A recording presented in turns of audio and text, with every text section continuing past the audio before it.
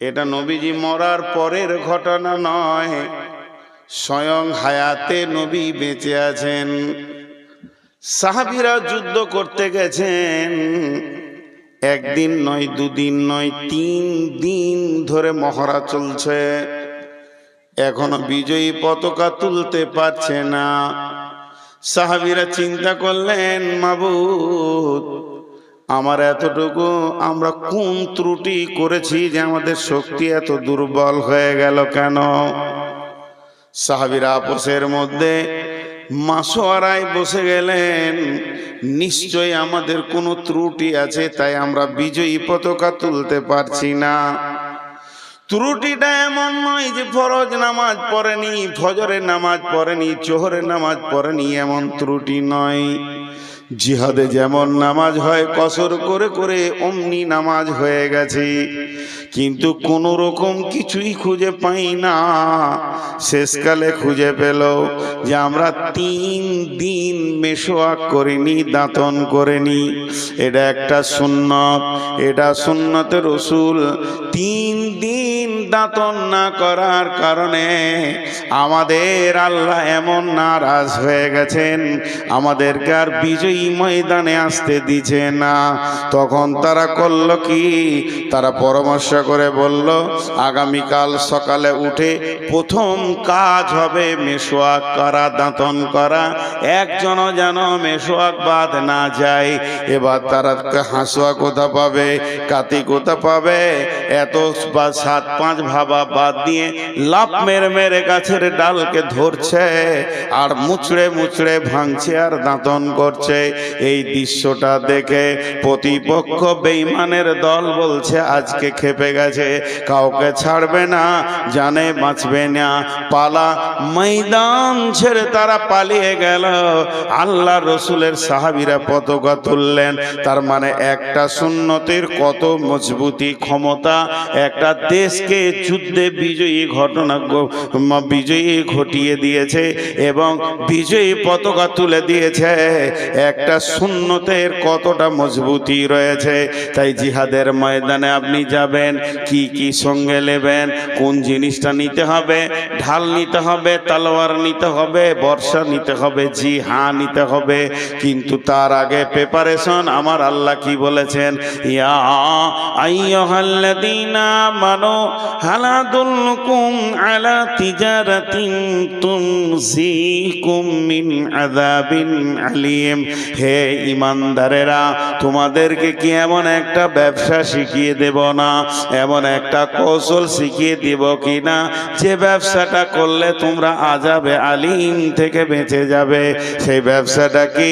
প্রথম নম্বরে তুমিনুনা বিল্লাহি, আল্লাহর উপরে ঈমান আনো। ঈমানে যেন ত্রুটি না থাকে। আল্লাহকে সঙ্গে লাও, হৃদয়ে আল্লাহ, ঈমানে আল্লাহ, ডানে আল্লাহ, বামে আল্লাহ। তুমি আবে হায়াত ইলাহি, তোমারই করি তোমার কাছে মোনাজাত। আল্লাহকে সঙ্গে লাও, ও রাসূলকে। 2 নম্বরে তুমি রসুলকে সঙ্গে রাখো। তার মানে মাথা থেকে পা পর্যন্ত তোমার সঙ্গে রসুল থাকবে। রসুল না থাকলে তুমি কেমন করে জিহাদ করবে? তোমার চেহারাতে, তোমার উঠাতে বসাতে, তোমার দাড়িতে মোচেতে, তোমার চুলেতে, তোমার খাওয়াতে, পেশাবে, পায়খানায়, সাওয়াতে রসুলকে তুমি সঙ্গে রাখো। একটা সুন্নত যেন বাদ না যায়। তাহলে 2খানা জিনিস যতক্ষণ পর্যন্ত আমার কাছে না আছে, অতক্ষণ পর্যন্ত আমি জিহাদের ময়দানে যাব না। যতক্ষণ পর্যন্ত আমি টিকিট না কেটেছি, অতক্ষণ পর্যন্ত ট্রেনে আমি চাপব না। আমি হারামে কুবুদ্ধি করে টাকা বাঁচিয়ে হারাম টাকা আমি ইনকাম করব না। আমি টিকিট কাটবো, তারপরে ট্রেনে উঠব। আমি অতক্ষণ পর্যন্ত বিজয়ী দেখব যতক্ষণ পর্যন্ত আল্লাহ এবং রসুল আমার সঙ্গে থাকবি।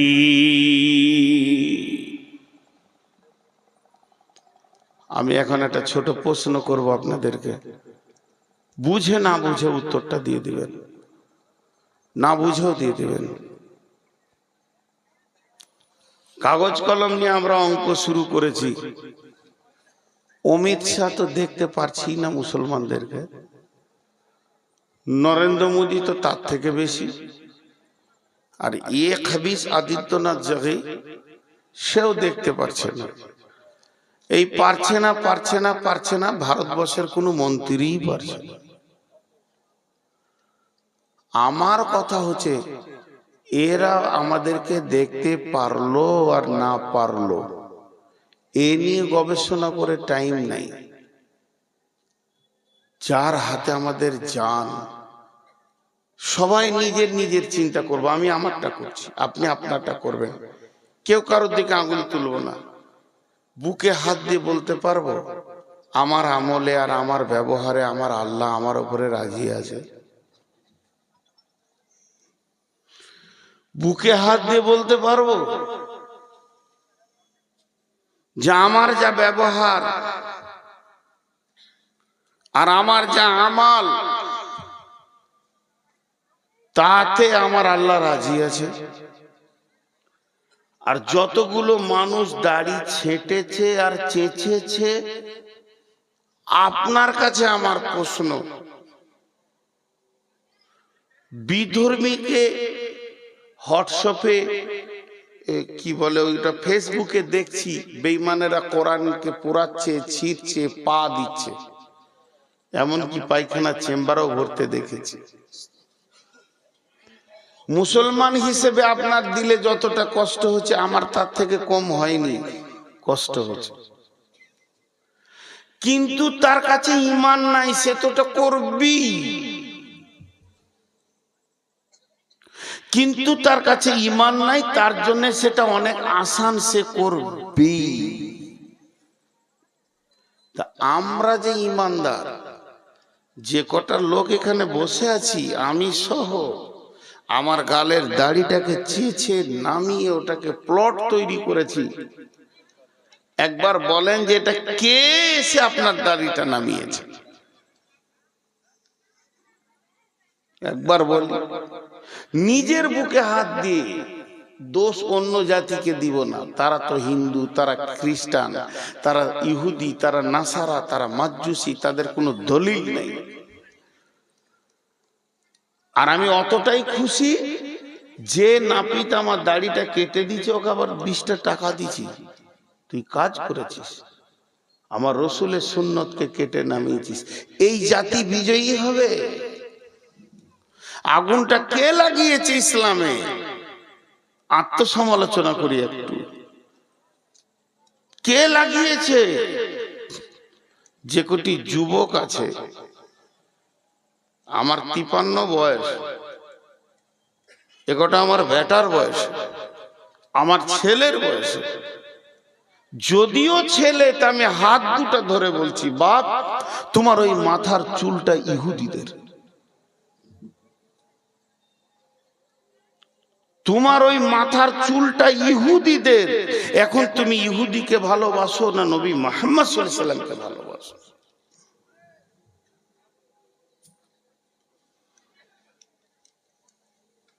নি'মার রাসূল খুরাইমান। বিশ্বনবী মসজিদে নববীতে একদিন বসে বসে আলোচনা করছেন, মদিনার এই ছেলেটা ভালো, ওই ছেলেটা ভালো, ওই ছেলেটা ভালো, ওই ছেলেটা খারাপ। নবীজি আলোচনা করতে করতে খুরাইম নামে একটা যুবকের নাম ধরে বলছেন যে মদিনাতে একটা ছেলে আছে, ছেলেটার নাম হলো খুরাইম।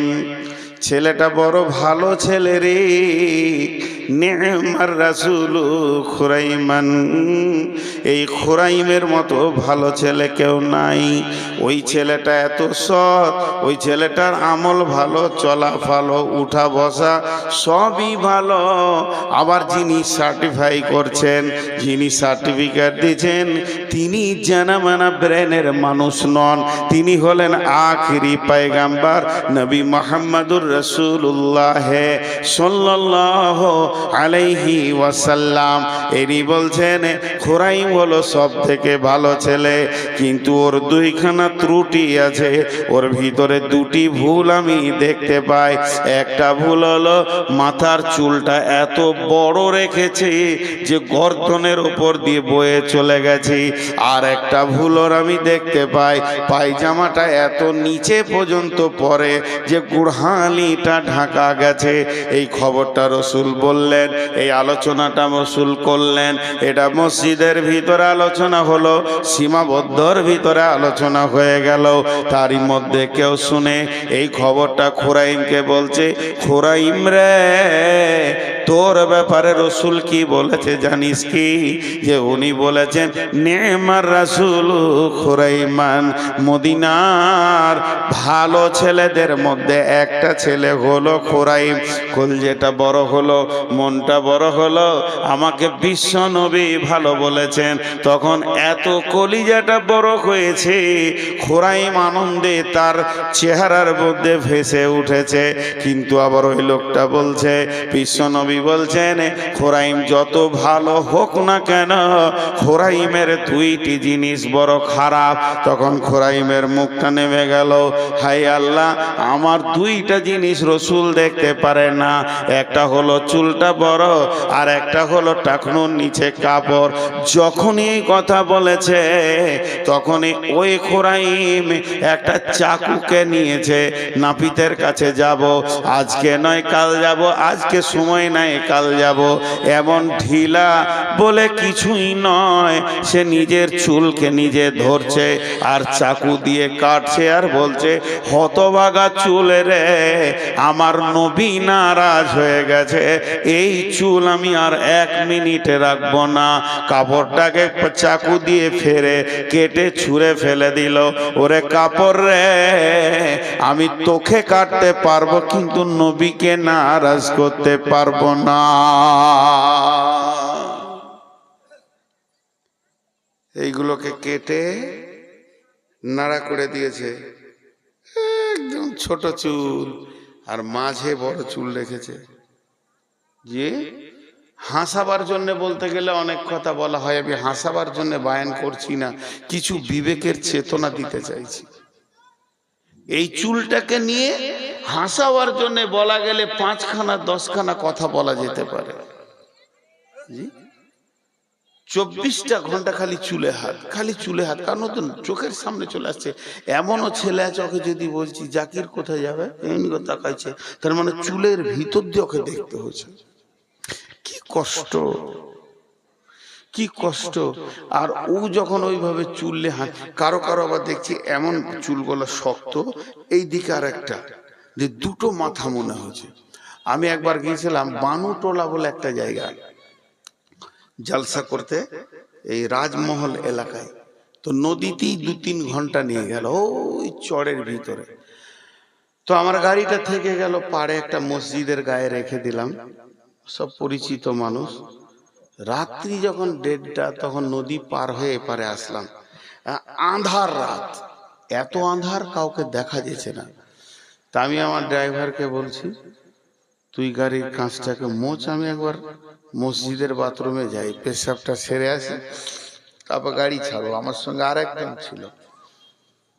তো মসজিদের পাশে 3-4টা ছেলে চলাফেরা করছে, তো দুটো করে মাথা। একটা ছেলে পরিষ্কার দেখছি দুটো মাথা, একটা উপরে একটা নিচে, মানে আঁধারে। তো আমি ভাবছি, আল্লাহ, কি মানুষ না জিন? এত রাতে ওরাও মসজিদে ঢুকেছে পেছাবখানে, ফুল প্যান্ট ট্যান্ট পরে, পিঠে ব্যাগ রয়েছে। আল্লাহ, এই মানুষ না জিন? দূরে থেকে দেখছি, কাছে গিয়ে যখন মোবাইল লাইটটা দিলাম তখন দেখলাম মানুষেরই বাচ্চা, চুলটা কেটেছে ওরকম করে, ওপর দিকে আর একটা মাথা মনে হয়েছে। আমি আফসোস করলাম, এটা বিশ্ব নবী কোনোদিন করেননি। এখন বলেন, জালসাটা এখানে শেষ করব না একটু আগাবো? আপনারা বলবেন আগান, আমি বলবো শেষ করবো। বলে কেন? চুলটি এবছর কাটা হোক, একটা কথা শুনবো, একটা আমল হোক। কিন্তু এরকম জালসা চলতে চলতে পশ্চিম দিকের সূর্য উঠে কিয়ামত হয়ে যাবে, কিন্তু আমলে চেঞ্জ হবে না। যে কটি যুবক আছে, এরা কি আজকে তোবা করতে পারে যে আমি কালকে ব্লেড দিয়ে বেঈমান চুলের গোষ্ঠী বিক্রি করে দিব? যেমন আমার রসুল চুল রাখতেন, সব সমান হবে। আমি সেরকম চুল রাখবো, কিংবা লিম্মা জুম্মা আফরা যে কোনো একটা চুল রাখবে, পারবে না। বলেন দোষ বিজেপির না বজরঙ্গের? ইসলামের ঘরে যে আগুন জ্বলেছে দোষ বিজেপির না বজরঙ্গের? বলেন। সামনে আসছে ইলেকশন, আবার ইউটিউবারদেরকে বলছি খুব হুঁশিয়ার, এ কথাগুলো কিনে আজে বাজে কিন্তু থাম্বনেল বানাবে না। আসছে ইলেকশন, আপনার এখানে বলেন মুসলিম বিজেপিতে দাঁড়িয়েছে কি দাঁড়ায়নি? বলেন। তাহলে একটা গ্রামের নাম বলবো না, জিজ্ঞেস করবেন না। এটা রোডের দক্ষিণ ধারে মসজিদ, তো রোডটা এটা পূব পশ্চিম, উত্তর দক্ষিণই ধরেন। আমি মসজিদটা কেমন ওটা বুঝাই, এটা রোড, ওইটা ধরেন পশ্চিম, এখন ধরতে বলছি। তা রোডের এই পাশে হচ্ছে মসজিদ, মসজিদের শেষ দেয়ালে রোড। পেচ্ছাপখানা বানিয়েছে রোডের এই পাশে, এই দিকটাও মসজিদের খানিক জায়গা আছে, গোসলখানা, পেচ্ছাপখানা, পায়খানা বানিয়েছে। কোনো একটা কারণে মুসলিম গ্রাম, গোটাটাই মুসলিম, ভরপুর মুসলিম।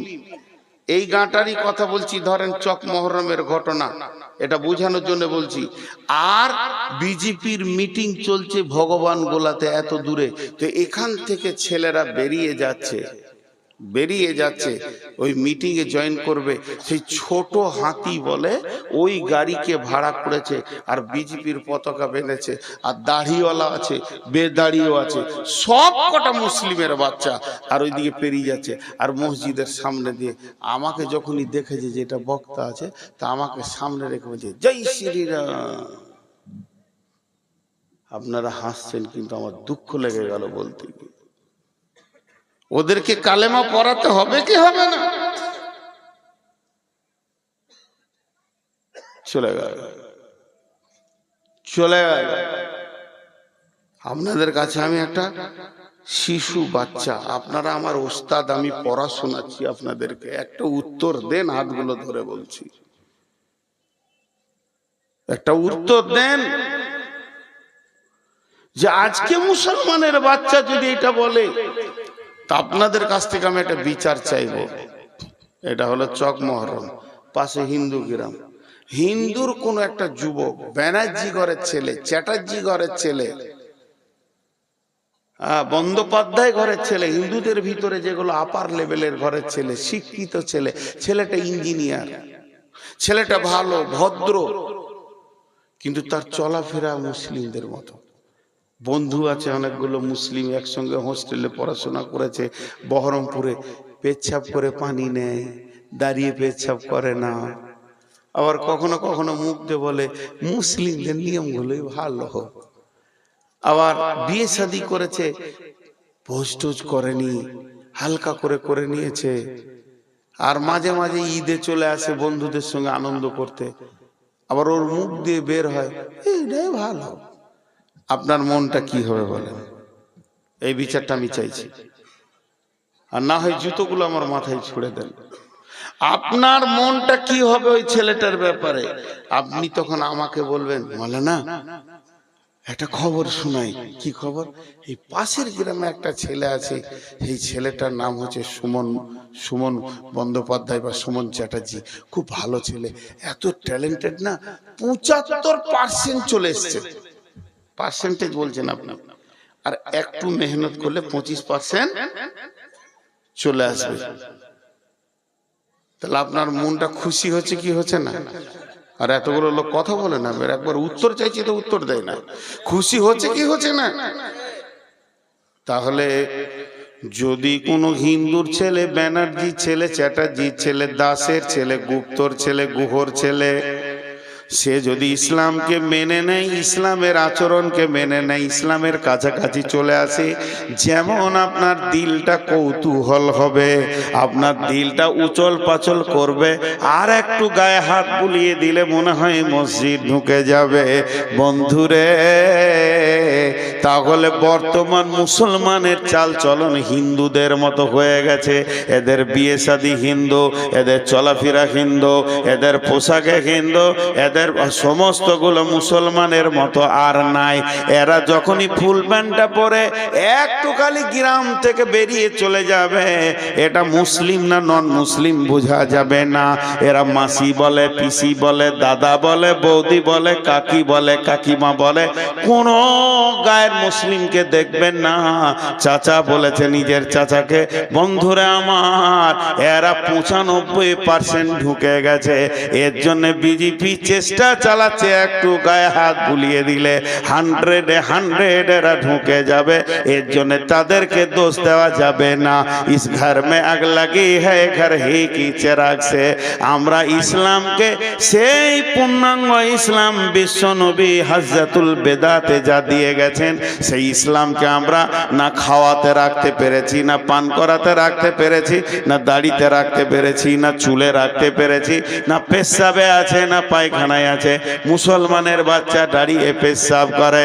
বর্তমানে এমন একটি এলাকা রয়েছে আপনাদের এই কাছাকাছি, বেশি দূরে নাই, হিন্দু মেয়েদের মতো মুসলিম মেয়েরাও সিঁদুর পড়ছি। বলেন খালি দোষটা কার? আমি সন্ধ্যা থেকে জিজ্ঞেস করছি। 20 মিনিট বায়ান করা হলো, কথা বলে না? 20 মিনিট হয়েছে? বলছে হ্যাঁ জি হয়েছে।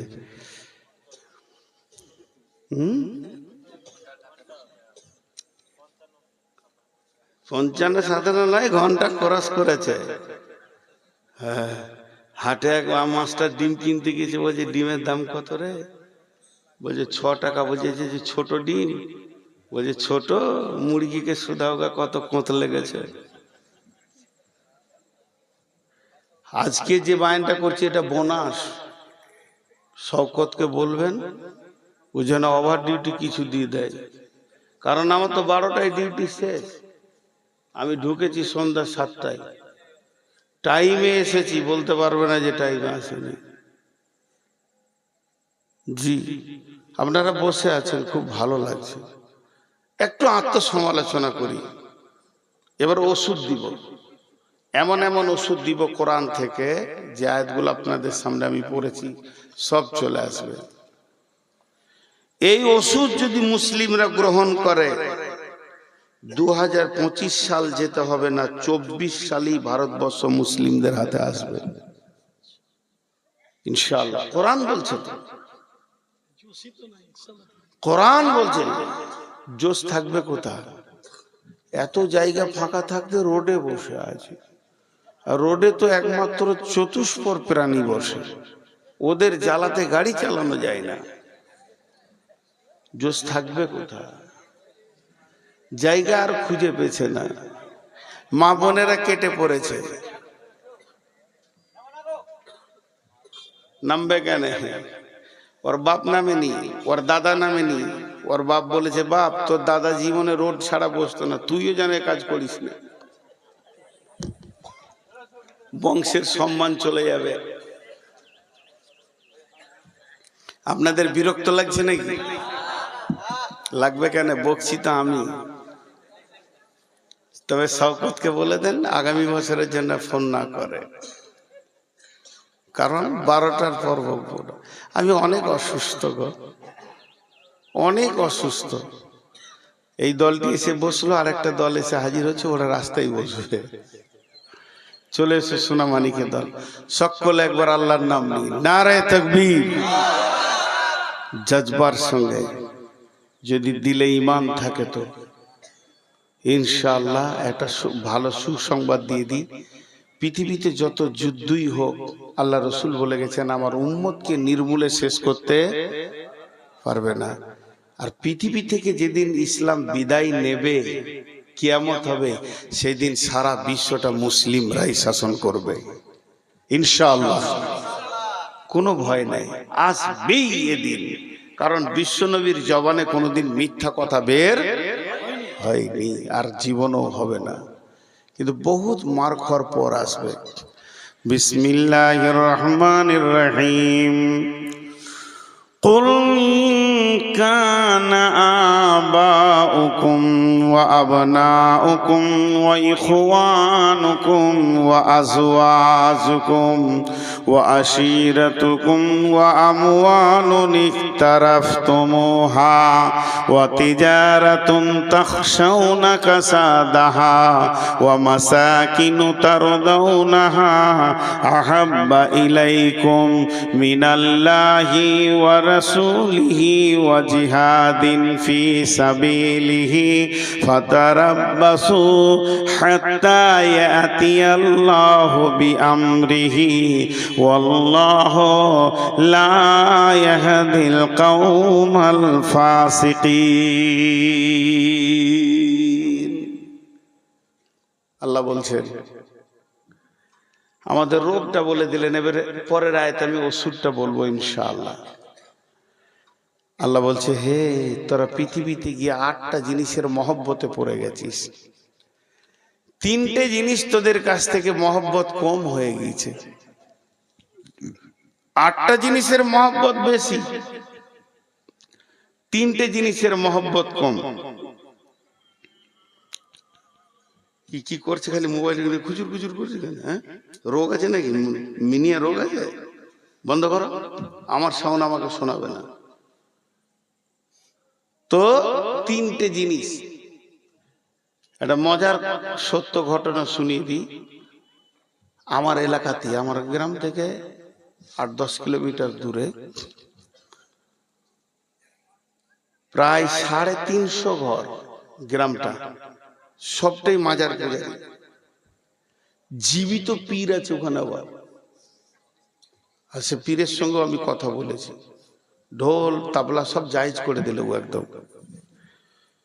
তো সেই গ্রামে হঠাৎ করে একসঙ্গে 85 ঘর আইলাদিস হয়েছে। কত ঘর বললাম? 85। এরা যখন আকীদা চেঞ্জ করে দিয়েছে তো ওদেরকে মসজিদ থেকে বের করে দিয়েছে, মানে ওদের দলটা বেশি। যখন মসজিদ থেকে বের করেছে, তারা ফাঁকা মাঠে এক জায়গায় ঈদগাহ আছে, ঈদগাহটা এদের পাড়াতে বলছে, তোরা আর এখানে আসবি না, আমরা এটা নিলাম। ঈদগাহই নামাজ পড়ছে তিরপল টিরপল দিয়ে। তো আমাকে এসে বারবার বলছে, একটা মসজিদ বানিয়ে দেন। 3খানা মসজিদ বানালাম, প্রায় 2.5 কোটি টাকা 3টে মসজিদে গেছে। তো এখানে আমাদেরকে একটা বানিয়ে দেন। তো আমি ওদের কাছে গিয়ে বললাম যে, দেখো গোটা গায়ে তোমরা 80টা ঘর, 80 জনের ঘর একবার তাকাও তো, কারো ঘর ছোট আছে? বড় বড় পাকা। তাহলে 80 জনের 80টা ঘর,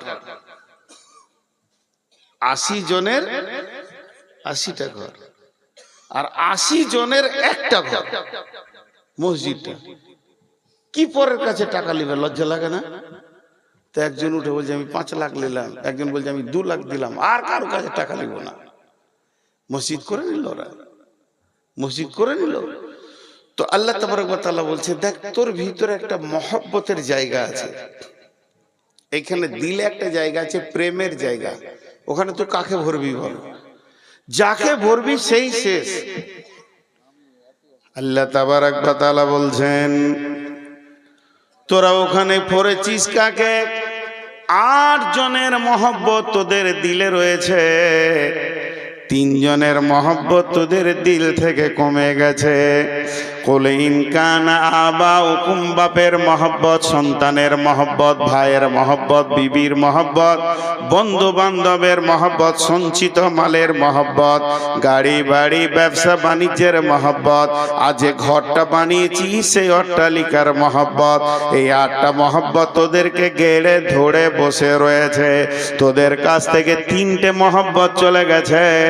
আহাব্বা ইলাইকুম, তোদেরকে 100% মসজিদে পাওয়া যায় না, মিনাল্লাহে ওয়া রাসূলিহি, আর বডিতে তোদের রসুলকে পাওয়া যাচ্ছে না।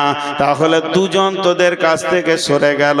ওয়া জিহাদিন ফি সাবিলিহি, আল্লাহর দ্বীনকে আগে বাড়াতে হবে, আল্লাহর কালাম পাককে আগে বাড়াতে হবে, মসজিদ মাদ্রাসাকে আগে বাড়াতে হবে। এ ব্যাপারে তোদের মন চায় না, তাহলে তোরা 3 জনের সঙ্গে সম্পর্ক কেটে দিয়েছিস। দিয়েছে। তাই আমার আল্লাহ বলছেন ফাতারাব্বাসু হাত্তা ইয়াতি আল্লাহু বিআমরিহি ওয়াল্লাহু লা ইয়াহদিল কওমাল ফাসিকিন। অতক্ষণ পর্যন্ত অপেক্ষা করো যতক্ষণ পর্যন্ত আল্লাহর হুকুম না এসেছে। আল্লাহ তাবারক ওয়া তাআলা কোনোদিন ফাসেক কওমকে হেদায়েতের রাস্তা দেন না।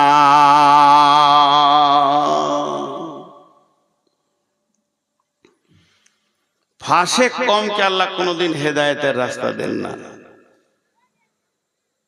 দুনিয়া নিয়ে মেতে আছি, বিবির পেছনে বছরে কত খরচা, আব্বার পেছনে কত খরচা, মায়ের পেছনে কত খরচা, ভাইয়ের পেছনে কত খরচা, সন্তানের পেছনে কত খরচা। জি, একটা টোটো ছিল না তখন, রিক্সায় চেপেছি তো রিক্সাওয়ালা রিক্সা চালাচ্ছে মালদা থেকে মঙ্গলবাড়ি আসবো। কি নাম ভাই? তো নামটা বললো মুসলিম, বাড়ি মালদা দিয়ে নদীর ধারে, ওখানে একটা বস্তিতে আমার বাড়ি। ছেলে মেয়ে কয়টা? দুইটা ছেলে। একটা ছেলে কোলের দুধ খায় ছোট, আর একটা বড় 4 বছর 4.5 কি করে বলে মিশনে দিয়েছি, মাসে কত লাগে? 4,500। কি করে দাও? রিক্সা চালিয়ে দিই। এবার দাঁড়ির পাল্লাই চাপান। মিশন গুলো কত তত্তর করে বড় হচ্ছে, আর মাদ্রাসা গুলোকে মনে হচ্ছে মানে রোগে ধরে নিয়েছে, বাড়ন তো আর নাই।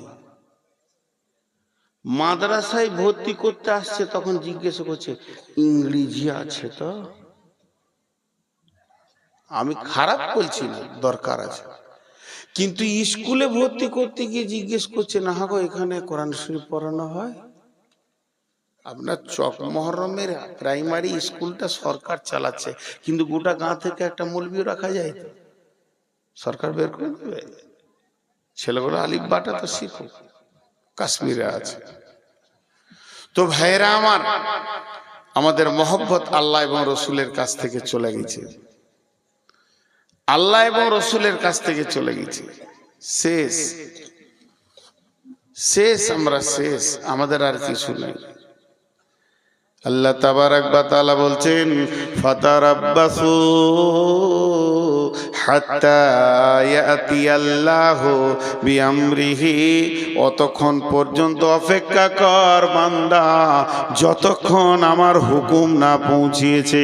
ওয়াল্লাহু লা ইয়াহদিল কওমাল ফাসিকিন।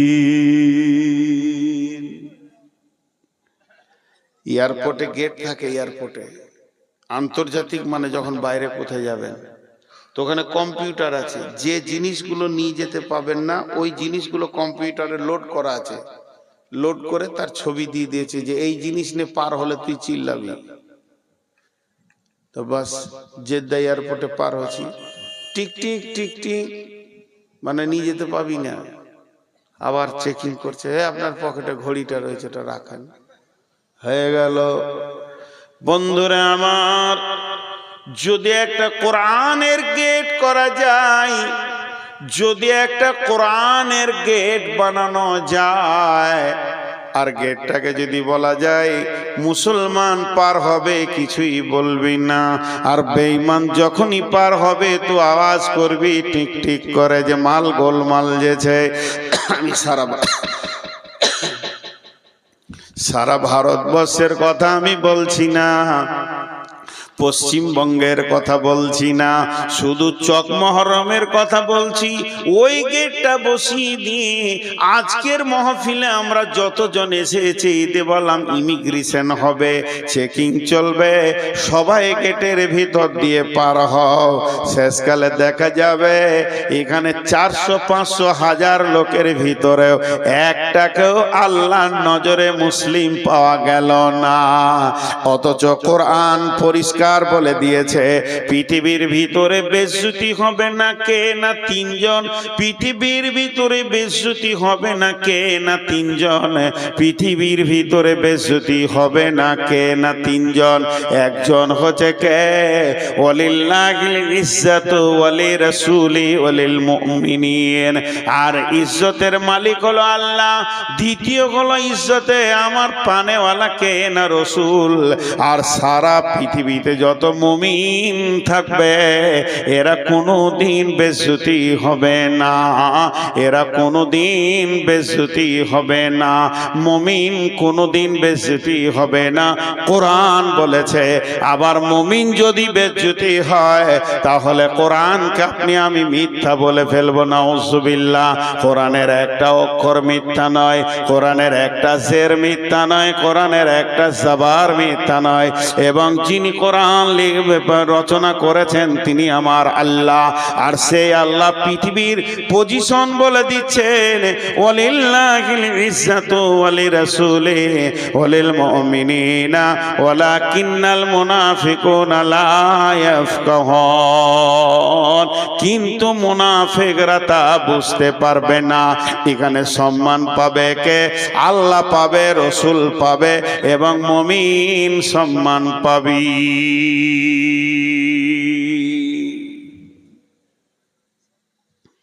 কত পরেশগার দিনদার ভালো ভালো আলেম বেজ্জতি হয়ে গেছে গো, তাহলে কি সে মুমিন লয়? হ্যাঁ মুমিন। বেজ্জতির দুটা ভাগ।